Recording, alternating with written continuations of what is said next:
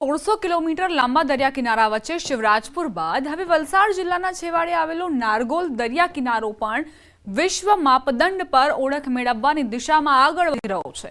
શાંત, સ્વચ્છ અને કુદરતી જંગલથી ઘેરાયેલો નારગોલ બીચ હવે બ્લુ ફ્લેગ બીચ બનવાની દિશામાં આગળ વધી રહ્યો છે। ગુજરાતની શિવરાજ બીચ બાદ બીજો બીચ નારગોલ બીચ તરીકે બ્લુ ફ્લેગ તરીકે વિકસાવવા જઈ રહ્યા છે, ત્યારે અમારી ગ્રામ પંચાયતની ટીમ અને અમારે ગ્રામ પંચાયતના ગ્રામજનોની ખૂબ જ આનંદની લાગણી અનુભવી રહ્યા છીએ। નારગોલ ગામને બ્લુ ફ્લેગનો દરજ્જો મળવા જઈ રહ્યો છે, એવા સંકેતો પૂરેપૂરા છે। એના માટે સરકાર દ્વારા અને અહીંયાના સ્થાનિક જિલ્લા વિકાસ અધિકારી સાહેબના માર્ગદર્શન હેઠળ ગ્રામ પંચાયત દ્વારા એના માટે આવેદન કરાયું છે। એની પ્રક્રિયા હાથ ધરવામાં આવી છે, જેના કારણે અહીં હજુ પણ પ્રવાસીઓની સંખ્યામાં વધારો થશે। એક તરફ ઘૂઘવતો અફાટ દરિયો નારગોલ બીચ પર હવે ઇકો ટુરિઝમ પોઈન્ટ પણ ઊભું કરવામાં આવ્યું છે। અત્યારે નારગોલ બીચ પર મૂળભૂત સુવિધાઓ ઊભી કરાઈ રહી છે। ઇકો ટુરિઝમ પોઈન્ટ, છાયાવાળા વિસ્તારો અને બાળકો માટે રમણીય સાધનો સ્થાપાયા છે, જેથી હવે લોકો ગરમીમાં પણ અહીં આરામથી દિવસ વિતાવે છે। ગામના લોકો અને વહીવટી તંત્ર મળીને એ પ્રયાસ કરી રહ્યા છે કે અહીં આવેલી સુંદરતા વિશ્વ સુધી પહોંચી શકે અને નારગોલને પણ બ્લુ ફ્લેગનો દરજ્જો મળી રહે। આ ઘણો સારો બીચ છે અને સરુના જે મોટા મોટા ઝાડ છે એના લીધે ગ્રીનરી અને શાંતિનો અનુભવ થાય છે। ગરમીનું પ્રમાણ પણ ઓછું છે, ચોખ્ખાઈ પણ સારી એવી અહીંયા દેખાઈ રહી છે। અહીંયા નારગોલ બીચને બ્લુ ફ્લેગ બીચ તરીકેની અરજી કરવામાં આવી છે ગવર્મેન્ટને। તો એ જો થશે ને તો અહીંયા ડેવલપમેન્ટ બી ઘણું થશે, આજુબાજુના એરિયામાં થશે। પછી અહીંયા જે લોકો રોજગાર મેળવવા માટે આવે છે નાના તે લોકોને બી સહાય મળશે। નજીકના દમણ દરિયા કિનારા પર છાયાવાળી સુવિધાઓ ન હોવાના કારણે લોકો વધુ પડતા નારગોલ તરફ આકર્ષાઈ રહ્યા છે।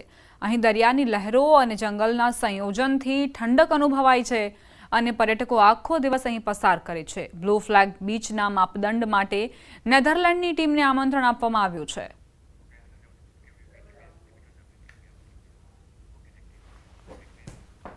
અમદાવાદ શહેરની 73 શાળાઓમાં સંચાલકોને ડીઈઓએ નોટિસ ફટકારી। ધોરણ 10માં 37, ધોરણ 12માં 36 શાળાના સંચાલકો માર્કશીટ લઈ નથી ગયા, જેના કારણે વિદ્યાર્થીઓને માર્કશીટ નથી મળી। આ માર્કશીટમાં રિપીટર તરીકે પરીક્ષા આપનાર વિદ્યાર્થી ગુણ સુધારણા માટેની માર્કશીટો સામેલ છે, જેને લઈને અમદાવાદ શહેર ડીઈઓએ શાળા સંચાલકોને આદેશ કર્યો છે કે આજે જ શાળાઓને સાંજ સુધી માર્કશીટ મળી જાય અને ઝડપથી તે માર્કશીટ્સ વિદ્યાર્થીઓને મળી જાય તે માટે સૂચના અપાઈ છે। આપને એ ધ્યાન દોરું કે માર્કશીટ નથી લઈ ગયા તેવા 73 શાળાઓ જે છે એમાં 36 જે છે એ ધોરણ 12ની છે અને ધોરણ 10ની 37 છે।